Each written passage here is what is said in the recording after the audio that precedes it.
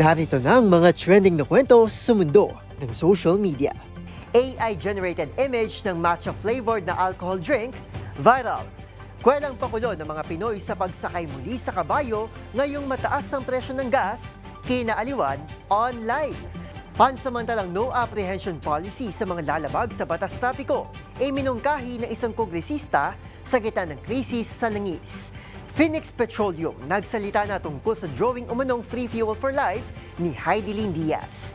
Isa sa mga bagong emoji na ilalabas ng Apple Hub, kinatuan online dahil hawik umano sa meme picture ni Alden Richards. Tinkerbell magkakaroon ng live-action adaptation. At K-pop star BI sumabak na sa mandatory military service.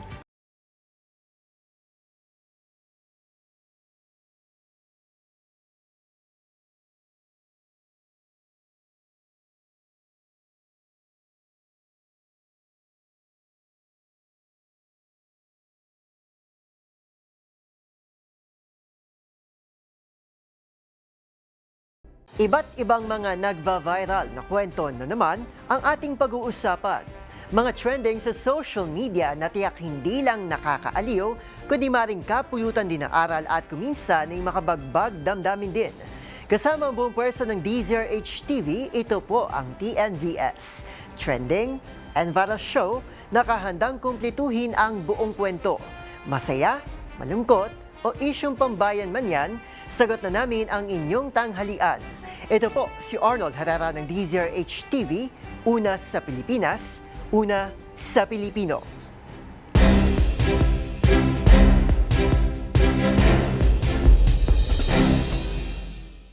Para sa ating unang trending story sa tanghaling ito, mabilis na nausong pagkahilig ng mga Gen Z at Millennials sa matcha na matatandaan na minsan pang ang naging standard para maging isang performative meal.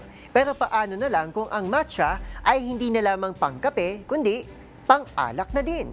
Viral kasi ang isang artificial intelligence o AI-generated image na matcha-flavored alcohol ng isang sikat na brand na akala ng marami ay totoo na. Ang mga naging sentimiento ng netizens sa report ni James Galangue. Kaway-kaway matcha lovers dahil ang sikat na flavored drink ng mga Gen Z Millennial ay may alak na rin. Agad kasi na nag-viral ang isang AI-generated image ng matcha-flavored alcohol drink ng isang sikat na brand gamit ang Gemini na pinangalan ng Tanduay Matcha Spirit Cream. Kung saan ayon sa uploader, abay literal na pinagsama na naturang AI photo ang mga mahilig magwalwal at matcha lover at the same time. Sentimiento nga ng ilan ay baka ito na nga raw ang sign para mabalik alindog sa pagiging isang manginginom. Habang kanya-kanya namang aya mga magtotropa sa mga kaibigan nilang certified ka matcha na kung saan may mga na-curious pa kung ano nga kaya ang lasa nito. Mayroon naman nagpa-special request pa na kung pwede raw ay cookies and cream naman dahil ito naman daw ang kanyang paborito. Samantala, una nang nilinaw ng naturang alcohol brand na wala silang matcha flavored drink ayon sa kanilang official website. Habang ang tanging meron lamang sila ay mga cocktail, strawberry daiquiri, green margarita, piña colada, amaretto sour at black russian. Wala pang isang linggo, agad nang humakot ang naturang pusang halos 2,000 reaksyon at halos 8,000 shares sa Facebook.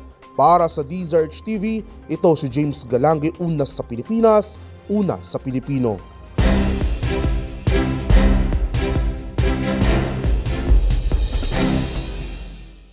Sa ating sunod na kwento, kasunod ng patuloy na pagtaas ng presyo ng petrolyo dahil sa nagpapatuloy na girian sa Middle East, naglabasan ngayon sa social media ang iba't ibang pakulo ng ating mga kababayan na iniisip ng mag-commute gamit ang kabayo. Back to kalesa na nga ba tayo ngayong Year of the Horse? Ang buong kwento panoorin sa report na ito. Kasunod ngayon ang patuloy na pagsipa ng presyo ng petrolyo dahil pa rin sa girian sa Middle East, iba't ibang pakulo at kalokohan ang naisip ng mga Pinoy. Imbes kasi na magtipid at magtaas ng presyo rin sa pamasahe, nakaisip ngayon ng mga kababayan natin ng alternatibong sasakyan, ang kabayo o kalesa. Sa isang video na pinost sa TikTok ng uploader na si Vistan Irish, sakay ang isang kabayo, ibalik na aniya ang karwahe papasok sa trabaho.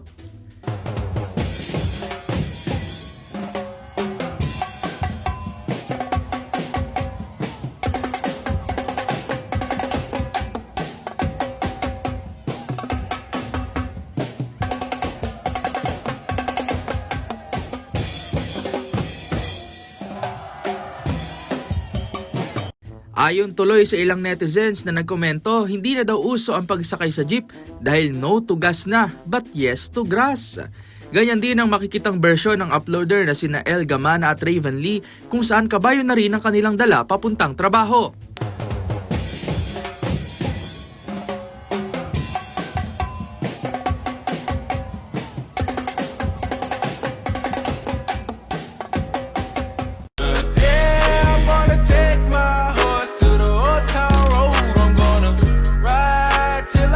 Ang vlogger naman na si McCoy Dobbs edited horseback riding ang entry sa isang highway sa pakulong New Alternative Transpo ngayon. Siyempre dahil sa likas na pagiging witty ng mga Pinoy, ilang ride-hailing app riders din ang makikita sa litratong ito na hindi na sa motor nakasakay.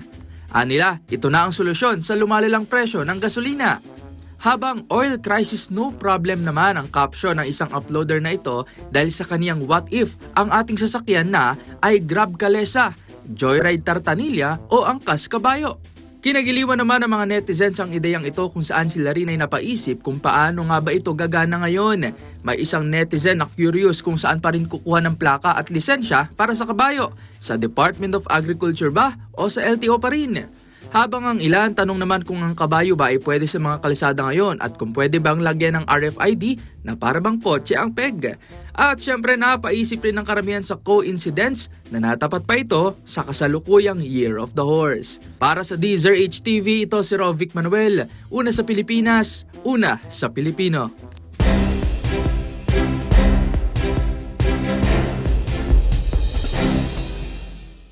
Sa ating next viral story, naging controversial kamakailan ang pahayag ng isang mambabatas matapos itong imungkay sa Land Transportation Office na itigil muna ang panguhuli sa mga pasaway sa kalsada. Ito raw ay bilang konsiderasyon sa harap ng pag-arayniwan sa pagsirit ng presyo ng produktong petrolyo. Ang tugon dyan ng LTO, alamin sa ulat na ito. Iminungkahi ng isang mambabatas na wag munang manghuli ng mga pasaway sa kalsada ang Land Transportation Office sa pagdinig ng House Committee on Transportation. Ito'y sa harap ng pagsipa ng presyo ng langis, epekto ng nagpapatuloy na tensyon sa Middle East. Para kay Suerte Party List Representative Arlene Ayon, makatutulong kung pansamantalang magpapatupad ng no apprehension policy sa loob ng 2 hanggang 3 linggo. Pwede ba nating no apprehension muna for 2 weeks or 3 weeks for the meantime? Habang naghihirap yung ating mga tao, habang lubog tayo ngayon sa kahirapan dahil sa sitwasyon natin, pwede ba yon na may no apprehension, wala munang huli, lalo na sa mga single motor? Kasi yun ang ginagamit ng mga parents para sa paghatid sa mga bata sa school, or baka pwedeng bigyan muna natin ng status quo from the office of the LTO. Pero malinaw ang sagot dito ni Land Transportation Chief Marcos Lacanilao. Ibang usapan anyang road safety at higit pa rito, wala naman daw mahuhuling motorista kung wala sa kanilang lalabag sa batas. Ma'am, road safety po ito eh. Yung mga ina-apprehend po namin, yung may mga violations.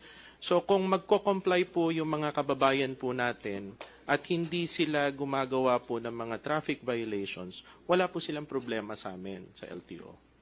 Sa datos ng Metropolitan Manila Development Authority o MMDA, naglalaro ang multa mula 100 hanggang 10,000 piso ang ilan sa mga common traffic violations. May pagkakataon din na pwedeng masuspinde at makumpiskang lisensya o isailalim sa mandatory seminar ang violator, depende sa kanyang pagkakasala. Ilan sa mga pinangalan ng paglabag ng MMDA ay ang hindi paggamit ng wastong driving safety gears, gaya ng sapatos, seatbelt at helmet, gayon din ang pagbaba o pagsakay ng pasahero sa maling pwesto, at hindi pagsunod sa traffic signs. Maliban sa pataw na penalties, dagdag pasakit na rin ngayon ang nakaambang provisional fare hike o taas pasahe sa mga bus at jeep matapos aprobahan ng Land Transportation Franchising and Regulatory Board o LTFRB. Para sa Deezer HTV, ito si Arnold Herrera. Una sa Pilipinas, una sa Pilipino.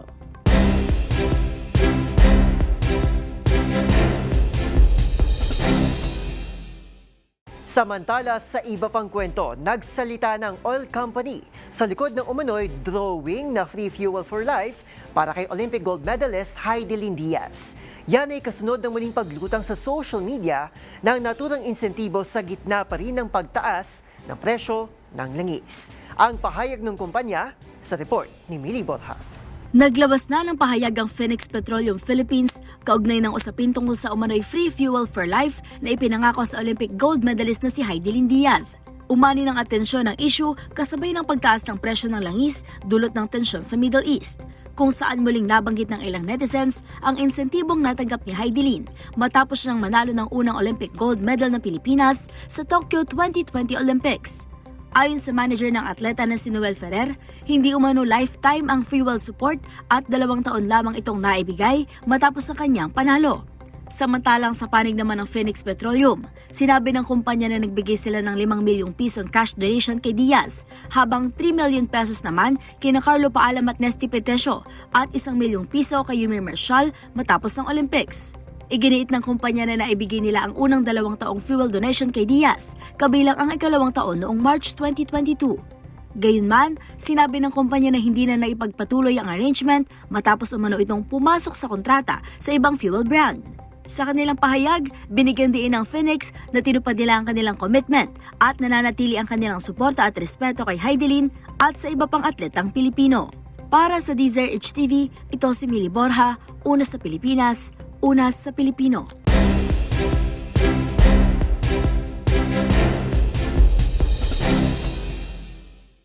Sa ating next viral story, heads up mga iOS users dahil mayroon na namang mga nakalinya na bagong emoji na ilalabas ang Apple Hub. At isa na nga rito ay kinatawan online dahil nahahawig daw ito sa sumikat na meme picture ng aktor na si Alden Richards. Silipin ang 7 bagong emoji sa report ni Dustin Bayog. Maglalabas ng 7 bagong emoji ang tech giant na Apple para sa mga iOS users ito sa darating na version 26.4 at hindi pa man ito lumalabas ay naging katuwaan na para sa ilan ang isa sa mga emoji. Kabilang kasi rito ang distorted face emoji o isang smiley face na may malaking distorted eyes at facing upward. Kamukha raw kasi nito ang meme picture ng aktor na si Alden Richards mula sa isa niyang pinagbidahang serye. Hirit tuloy ng mga netizen ay sana mailabas na ang naturang emoji upang magamit na raw nila agad ito. Habang nagpahayag naman ang ilan na swak raw ang emoji sa pagiging keyboard warrior ng mga Pilipino. Pero hirit naman ng isang netizen, sa sobrang taas ba naman ang presyo ng langis ay sinong hindi magugulat. Samantala, ilan pa sa mga emoji na ilalabas ng Apple ay ang trombone, treasure chest, hairy creature, fight cloud, orca at landslide. Para sa DZRH TV, ito si Dustin Bayog, una sa Pilipinas, una sa Pilipino.